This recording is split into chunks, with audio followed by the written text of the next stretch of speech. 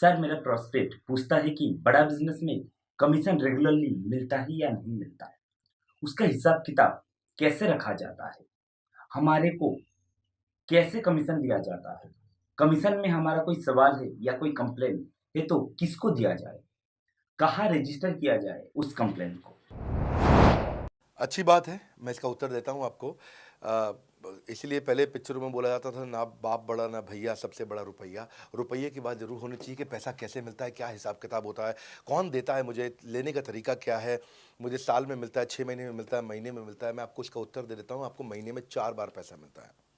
हमारा महीने के में 4 बार आपको पे आउट का सिस्टम है। इसलिए आपका वर्किंग कैपिटल हमेशा अच्छा रहता है, हमेशा आपके अकाउंट में पैसा रहता है। इसके लिए फाइनल पे आउट में अगर कुछ कमीशन बच भी जाता है आपका, कहीं पे कुछ कमीशन कम ज़्यादा भी हो जाता है, तो महीने के एंड में, महीना ख़त्म होने पे उसका एडजस्टमेंट भी किया जाता है।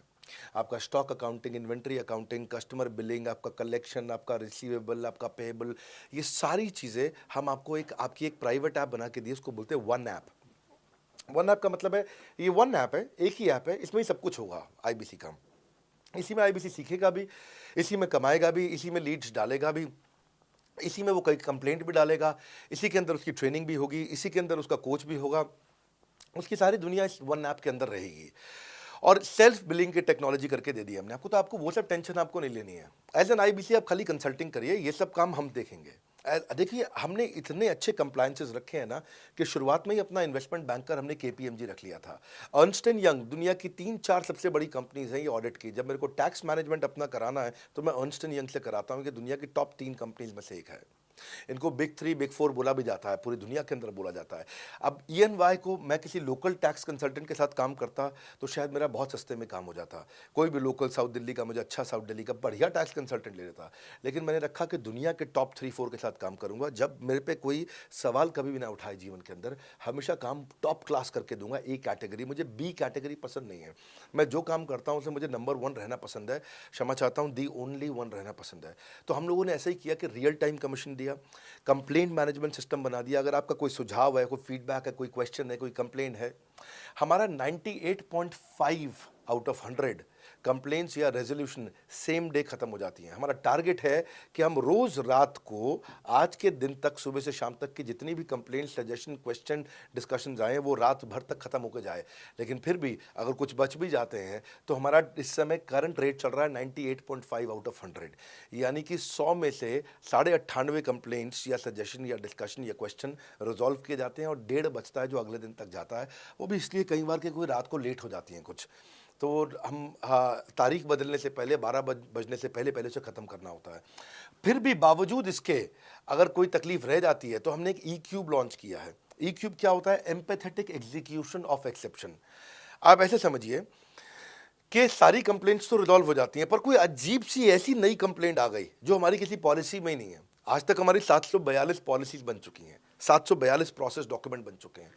अगर कोई पॉलिसी में ही नहीं है तो उसको रिजॉल्व करना मुश्किल होता है जूनियर लेवल पे, जो हमारा पूरा टीम काम कर रहा है उसमें। उसके अंदर हमारा सैकड़ों लोगों का पूरा एक कॉन्टैक्ट सेंटर है, कॉल सेंटर है, जो सर्विस सेंटर जिसको बोलते हैं, जहाँ वो लोग काम कर रहे होते हैं, लगातार सबसे इंटरैक्ट करते रहते हैं। लेकिन अगर कोई नई चीज़ आ गई जो कि 742 पॉलिसीज़ के अंदर नहीं है, तो अगले 3 दिन के अंदर 743वीं पॉलिसी बनेगी, फिर 744वीं पॉलिसी बनेगी और उसका रेजोल्यूशन उसको दिया जाएगा। इसको बोलते हैं ई क्यूब। एम्पैथेटिक, यानी कि इस व्यक्ति का कोई प्रॉब्लम सॉल्व कर नहीं पा रहा था तो मुझे एम्पैथी देनी है। एग्जीक्यूशन सॉल्व करूंगा एक्सेप्शन की, क्योंकि ये प्रॉब्लम पहले कभी नहीं आई, ये एक्सेप्शन है, ये नई प्रॉब्लम है। तो इसी के लिए हमने एक कंप्लेंट मैनेजमेंट सिस्टम बनाया पूरा। इसमें हमारे यहाँ पहले शुरू में हमारी रेटिंग लो हुआ करती थी, हमने इस पर टीम बनाई। मैं आपको बात बता रहा हूँ 2020 की, 2020 अगस्त सितंबर की हमने इसको लॉन्च किया था। जिस साल हमने आईबीसी लॉन्च करने के 4-5 महीने बाद लॉन्च किया इसको, क्योंकि तब हमारे को उसकी नीड समझ में आई। फिर सजेशन, फीडबैक, क्वेश्चन, कंप्लेंट सब आने लगे और इसको हमने रिजॉल्व करना शुरू किया। और मुझे याद है कि हम लोग जब तक 2021 मार्च तक आए थे तो हमारी रेटिंग 9.6 आउट ऑफ 10 हो चुकी थी। 9.6 आउट ऑफ 10, इसको हम कंसिस्टेंटली ट्राई कर रहे हैं कि 9.9 या 10 आउट ऑफ 10 पे पहुंचे। इसका बड़ा फ़ायदा हुआ हमारे को। इसमें जितनी भी कंप्लेंट्स आती हैं, सजेशंस आते हैं, डिस्कशंस आते हैं, उनको रिजॉल्व करते हैं। टिकट सिस्टम होता है, टिकट रेज करता है सामने वाला। तो ये यहाँ से नहीं होता तो फिर ई क्यूब पे सॉल्व हो जाता है उसके आगे जाके, एम्पैथेटिक एग्जीक्यूशन ऑफ एक्सेप्शन। तो ये हमने टोटल ऐसा मॉडल लिया कि जिसमें जिसमें हम कहीं पे भी किसी को तकलीफ ना रहने दें। पर फिर भी कहीं होता है कि पूरी ऑर्गेनाइजेशन लेवल पे कोई सुझाव देना चाहता है, वो पर्सनल लेवल पे नहीं देना चाहता, ऑर्गेनाइजेशन लेवल पे सुझाव देना चाहता है। तो हमने दुनिया की पहली ऐसी कंपनी बनी जो कि डाउनलाइन से अपलाइन का रिव्यू कराती है। मैं साधारण भाषा में बता रहा हूँ आपको। इसका अर्थ क्या हुआ, सारे आईबीसी देश के बैठते हैं और हमारी टॉप मैनेजमेंट बैठती है महीने में एक दिन, और महीने में एक दिन हम लोग बैठते हैं। इसको हम लोग हर महीने के पहले इतवार को करते हैं इस मीटिंग को, first Sunday off every month. ये सुबह 11 से एक मीटिंग चलती है, 2 घंटे के लिए एक्सटेंड हो जाती है, 3 घंटा जाती है।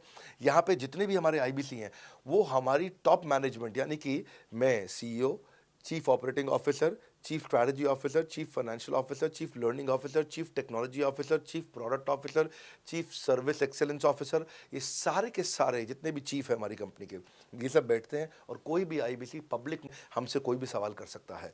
और उससे क्या हुआ, धीरे धीरे धीरे सारे आईबीसी का हमारे पे बहुत कॉन्फिडेंस आया, ट्रस्ट आया कि भाई कंपनी हमारे साथ बैठती है, हमारे आइडियाज़, हमारे सुझाव सुनती है। और जितनी इंप्रूवमेंट हम ला पाए ना, उस इंप्रूवमेंट का कारण ही यही था भाई साहब, हम इसीलिए कर पाए क्योंकि हम सारे लोगों को सुनते हैं और उनके सुझावों को लेते हैं और सुझावों को इंप्लीमेंट करते हैं।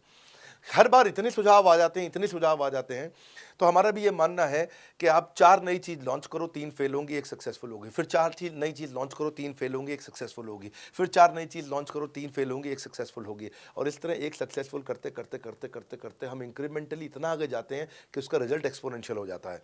और यही होता है कि हमारे को जब सुझाव मिलते हैं, अगले महीने आकर के अगले महीने के पहले संडे को हम पिछले सुझावों की रिपोर्ट कार्ड आपको सबमिट करते हैं। पीछे आपने हमारे को टोटल मिलाकर के 42 सुझाव दिए, इन 42 में से 35 इंप्लीमेंट हो गए, इन और 35 में से 35 के बाद ये 5 हैं, इनको इंप्लीमेंट करने की कोशिश किया जा रहा है और 2 को हमने छोड़ दिया है जिनको हम इंप्लीमेंट नहीं करेंगे।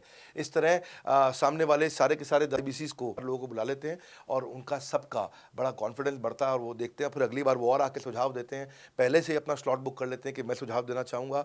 तो बेसिकली आपकी किसी भी समस्या को सुलझाने के लिए हम कंटिन्यूसली लगे रहते हैं। और आपका कमीशन, जो आपने जहाँ प्रश्न पूछा था, वो तो एक बहुत छोटी चीज़ है। आईबीसी का कमीशन तो छोड़िए, हम अपने एम्प्लॉयज़ भी हैं, आज तक कभी भी उनकी तनख्वाह 30 तारीख से लेट नहीं हुई है। अगर 30 का महीना तो 30 को तनख्वाह मिलेगी, 31 का महीना तो 31 की दोपहर को तनख्वाह मिल जाएगी। अगर ये फरवरी का महीना 28 का है तो 28 की दोपहर को मिल जाएगी। अगर 28 को संडे है तो 27 को मिल जाएगी। 27 को अगर फोर्थ सैटरडे है तो आपको 26 को तनख्वाह मिल जाएगी। तनख्वाह भी हम कभी लेट नहीं होने देते, पेमेंट भी हम कभी लेट नहीं होने देते। ये हमारी कंपनी में एक कमिटमेंट है।